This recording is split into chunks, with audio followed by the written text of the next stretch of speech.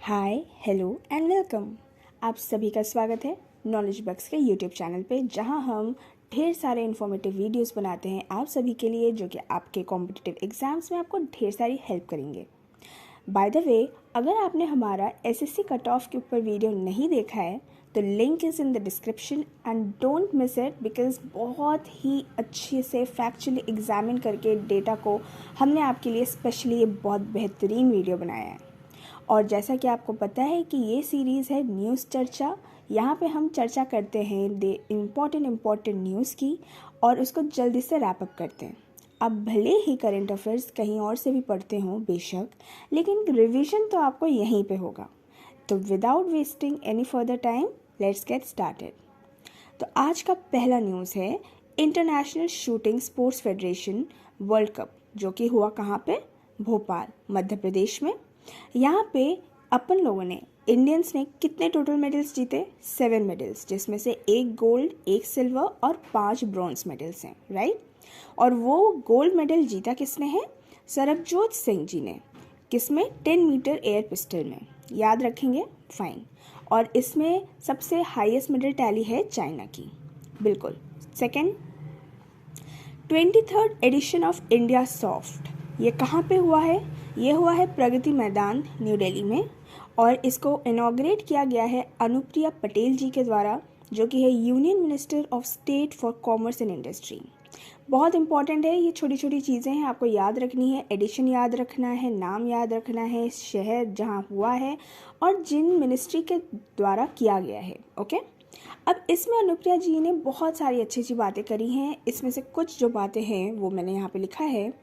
कहा गया है कि 2027 तक India would become a 5 trillion economy, okay. 2047 तक इंडिया एक 32 ट्रिलियन की जीडीपी बन के एक डेवलप्ड कंट्री बन जाएगा।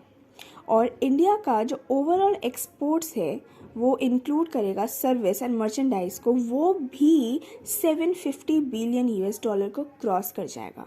तो यहाँ पे आपको इम्पॉर्टेंट क्या है कि आपको याद रखना है कि 5 ट्रिलियन इकोनॉमी का सपना हम 2027 तक देख रहे हैं, ओके। थर्ड है, the centre has notified a hike in wage rates, okay. अब क्या है कि हमारे सेंटर ने पार्लियामेंट में नोटिफिकेशन जारी कर दिया गया है वेज हाइक के ऊपर। अब ये फाइनेंशियल ईयर 23-24 के बेसिस के लिए किया गया है। यहाँ पे हरियाणा को सबसे ज़्यादा हाईएस्ट डेली वेज पे है, वो 357 रुपीज़ पर डे के हिसाब से। और वहीं मध्य प्रदेश एंड छत्तीसगढ़ सबसे लोएस्ट है, 221 रुपीज़ पर डे के हिसाब से। अब ये जो किया जाता है, ये कौन से प्रोग्राम के अंडर किया गया है? ये किया गया है मनरेगा, जिसको हम कहते हैं Mahatma Gandhi national rural employment guarantee scheme. अब मनरेगा होता क्या है, कई बच्चों को नहीं पता, तो यहाँ पे मैंने आपके लिए स्पेशली मनरेगा के बारे में लिखा है। मनरेगा एक गारंटी स्कीम है जो कि आपको गारंटी करती है at least 100 days of employment, okay. चाहे आप कहीं वेज कितने भी गरीब परिवार से हो, आपको अगर आप लेबर क्लास से हो तो आपको एटलीस्ट 100 डेज़ का एम्प्लॉयमेंट वो आपको गारंटी करती है। हर एक फैमिली के एक मेंबर को तो एटलीस्ट 100 डेज़ का एम्प्लॉयमेंट मिलेगा ही मिलेगा। ये एक फ्लैगशिप स्कीम है हमारे देश की, ठीक है। Okay, now students welfare mission, ये एक एनजीओ है और इसको कॉन्फर किया गया है चिल्ड्रंस चैम्पियन अवार्ड 2023। ये बहुत इंपॉर्टेंट है।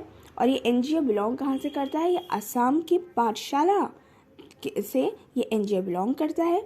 और अगर आपसे पूछा जाए कि इस अवार्ड को देता कौन है, तो ये देती है Delhi commission for protection of child rights, okay. Delhi commission for protection of child rights ये अवार्ड देती है। स्टूडेंट्स वेलफेयर मिशन नाम याद रखना है। National aluminium company limited, NALCO, इसका नाम तो आपने सुना ही होगा, राइट। इसने सक्सेसफुली डेवलप कर दिया है बॉक्साइट सर्टिफाइड रेफरेंस मटेरियल, जिसको नाम दिया गया है बार्क B1201। इम्पॉर्टेंट है, आपसे पूछ सकते हैं किसने डेवलप किया है, तो आपको याद रखना है नाल्को ने डेवलप किया है। आपको नाम पूछ सकते हैं तो आपको B1201 भी याद रखना है। और इसमें कोलैबोरेशन किसका है? भाभा एटॉमिक रिसर्च सेंटर, बाग का। इम्पॉर्टेंट है गाइस, बहुत अच्छे से इसको ध्यान में रखिएगा। 8.15%, ये बहुत इंपॉर्टेंट परसेंटेज है, इसको बिल्कुल याद रखिए। ये इंटरेस्ट रेट किया गया है फिक्स्ड ईपीएफओ के द्वारा उनके ईपीएफ डिपॉजिट्स के लिए 2022-23 के वर्ष के लिए। आपको पता है ना, जितने भी हमारे देश के वेज वर्कर्स हैं उन सब का एक ईपीएफ अकाउंट होता है, उसमें कुछ इंटरेस्ट रेट फिक्स किया जाता है गवर्नमेंट के द्वारा, ईपीएफओ के द्वारा, तो वो 8.15% का किया गया है। Okay. National Gallery of Modern art, ये कहाँ पे है? ये न्यू दिल्ली में है। सबसे इम्पोर्टेंट यही पूछ सकते हैं, national Gallery of Modern art कहाँ पे है? न्यू दिल्ली में है। इसने पहली बार ऑर्गेनाइज कराया है स्प्रिंग फीस्टा 2023, ये बहुत इम्पोर्टेंट है। और ये स्पेशल क्यों ऑर्गेनाइज किया गया है? 69 ईयर्स ऑफ द म्यूज़ियम को सेलिब्रेट करने के लिए, और ये ऑफिशियली इनॉग्रेट हुआ था मार्च 29, 1954 में, तब के vice president doctor S Radhakrishnan ji के द्वारा।